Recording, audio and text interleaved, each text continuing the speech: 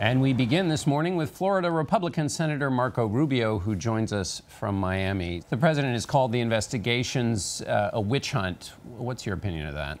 Well, I know he feels very strongly about it. My advice to the president is what I've communicated publicly, I should say, that way I've tried to communicate to everyone on this issue, and that is this. It is in the best interest of the president and the country to have a full investigation. If I were the president, I would be welcoming this investigation. I would ask that it be thorough and completed expeditiously and be very cooperative with it. That's what ultimately I anticipate they will do. That's in the best interest of the president. I really believe that. I think it's in the best interest of our country that we have a full-scale investigation that looks at everything so that we can move forward. So regardless of what you may think about James Comey's firing as FBI director, you think it should be investigated? Well, I just think it's important to answer questions, because otherwise, if people have any doubts, it undermines confidence in our system of government, in our elections, in our leaders. As I said, the best thing that can happen for the president and for America is that we have a full-scale investigation that is credible, that it reaches its conclusion one way or the other, so that we can move on. But at the same time, be knowledgeable. We have to know everything the Russians did and how they did it, so that we can prevent this from happening in the future. Let me ask you about what the Russians did. You voted for the sanctions bill in the Senate that would punish the Russians for that meddling. Do you think the president will sign that when it gets to him? I hope so. It's important to send that message that this is, as I said, that this is not acceptable. And I remember back in October when those leaks came out, and I was, I think, one of the few Republicans in the country that wouldn't discuss WikiLeaks, because I don't want that to be a part of our system here. We can simply not allow foreign governments to be meddling and interfering in our elections that way. But they're going to keep doing it. They're doing it now. They'll keep doing it in the future. We need to know how they do it so that Americans are more knowledgeable about that and take that into account when making their decisions at the ballot box. When you were running for the Senate, you talked about the Senate being a check against the administration, whoever was going to be president. Do you see this Russian sanctions bill in that form? In other words, the administration seems reluctant to punish Russia for this. The Senate is stepping in and saying that, well, we're going to punish Russia. Is that a check, essentially, on the administration? It is, but not perhaps for the reasons people think. A lot of people, it had nothing to do with the investigation per se. It's more along the lines of the Secretary of State believes that he wants to explore the opportunity to get Russia to be more cooperative on a number of issues. It's a foreign policy view that they have, and so they think that these sanctions may undermine that effort.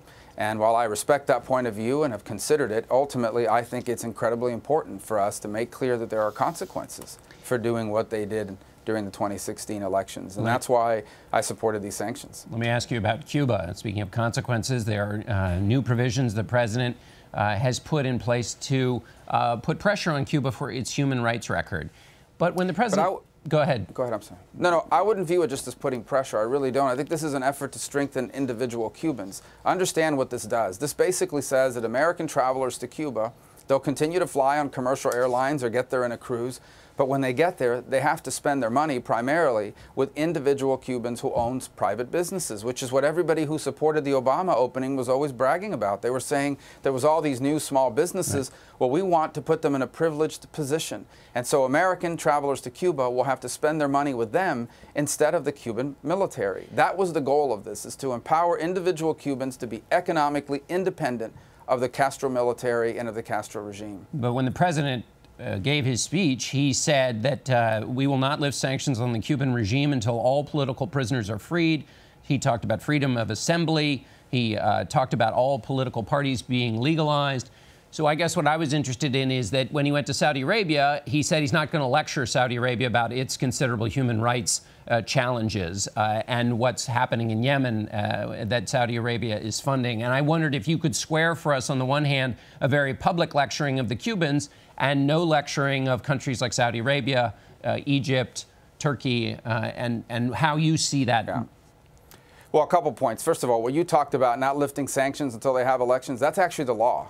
That's the law of the United States. It's codified under Helms-Burton. It says that. The embargo goes away when they meet these conditions, and you've outlined them, and the president outlined them.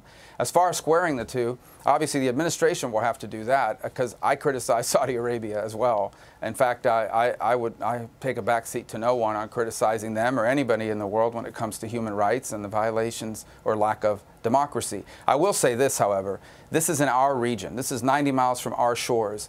The Western Hemisphere 35 years ago was largely controlled by dictators. Basically every nation in this region has had a free and fair election at some point over the last 20 or 15 years, except for one, and that's the island of Cuba. So in our region, in our own backyard, we are not going to allow tyranny and dictatorship to grow and to surge.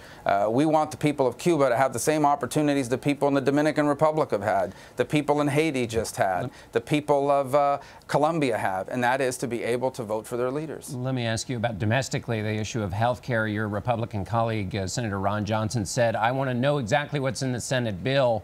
It's not a good process. What's your assessment of the process of evaluating health care in the Senate? Yeah, it's always tough because it's difficult to put something like this together in front of every camera in the world, but ultimately every camera in the world is going to have to see what's in it, and we're going to have plenty of time to debate it. So I have no problem with a group of people meeting to conduct a proposal, but ultimately that proposal cannot be rushed to the floor, and I don't think the Senate rules would permit it. So it's fine if they're working on the starting point, but ultimately we're all going to see what's in it. The whole world is going to see what's in it, and then the rest of us, or all of us, are going to have an opportunity to make changes to it as a condition of our vote. And so that's the way I view this. This is not, the Senate is not a place where you can just cook up something behind closed doors and rush it for a vote on the floor. There's just, especially on an issue like this. So the first step in this may be crafted among a small group of people, but then everyone's going to get to weigh in, and it's going to take it's going to take days and weeks to work through that in the Senate. Finally, Senator, in the shooting this week in Washington, what do you think is the lesson in the aftermath of that? Well, I mean, the only person to blame for that shooting is that person who did it, who's obviously someone who had big problems, and both mentally and behaviorally. That said, I do think it's an important moment for us to understand that violence is the opposite of dialogue, and we in this nation have First Amendment, and while the law continues to protect the First Amendment, I think we have to ask ourselves whether we are culturally cracking down on free speech, where we've reached a point now where we're blocking people from speaking because we disagree with them. It's funny on the one hand to hear people say we should be engaging in dialogue with Raul Castro, and yet you have mainstream politicians in the United States being boycotted at graduation speeches across America. We cannot have a whole generation of young Americans growing up to believe that if you disagree with someone's points of view, the way to do it is to try to shut them down. I'm not saying that's what led to the shooting. I am saying that we have to be, as a nation, capable of debating issues on the merits of the issues without dehumanizing or demonizing the person on the other side. Yeah. You and I can disagree on the right approach to Cuba, taxes, or health care.